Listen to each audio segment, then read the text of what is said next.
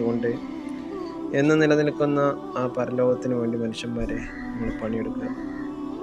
അല്ലാഹു സുബ്ഹാനഹു വ തആല നല്ല ബുദ്ധി നമുക്ക് ഏവർക്കും നൽകട്ടെ. എന്താ ഞാനിത് പറഞ്ഞു വെച്ചിട്ടാ, എല്ലാവർക്കൊന്നും ഇത് പറഞ്ഞാൽ തലയിൽ കയറൂല. പൊതുവേ ചില മനുഷ്യന്മാർക്ക് ദീനീപരമായിട്ടുള്ള കാര്യങ്ങളൊക്കെ പറയുമ്പോൾ അവർക്കൊരു വെറുപ്പ്, ഒരു പുച്ഛമൊക്കെയാണ്. അതിപ്പോൾ അങ്ങനെയൊക്കെ ഉണ്ടാവും. അതായത് പണത്തിന് കൂടുതൽ പ്രാധാന്യം നൽകുക ചെയ്താൽ മനുഷ്യന്മാർക്ക് എന്തുണ്ടാവില്ല, അള്ളാഹിനോട് നന്ദി ഇല്ലാത്ത മനുഷ്യനാണെങ്കിൽ പിന്നെ പറയാനേ വേണ്ടി വരില്ല. അപ്പം അതുകൊണ്ടൊരു കാര്യം മനസ്സിലാക്കുക, അള്ളാഹു റസൂൽ പറഞ്ഞതുപോലെ പരലോകത്തിൻ്റെ മനുഷ്യന്മാരായി നമ്മൾ ജീവിക്കുക. അല്ലാഹു സുബ്ഹാനഹു വ തആല നല്ല ബുദ്ധി തന്ന് നമ്മൾ അനുഗ്രഹിക്കട്ടെ. മനുഷ്യന്മാരെ ഒന്നുകൂടി ഞാൻ പറഞ്ഞുതരാം, നമ്മൾ മരിക്കേണ്ടവരാണ്.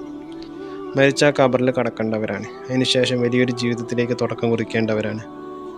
ചിന്തിക്കുക. അല്ലാഹു നമ്മെ അനുഗ്രഹിക്കട്ടെ.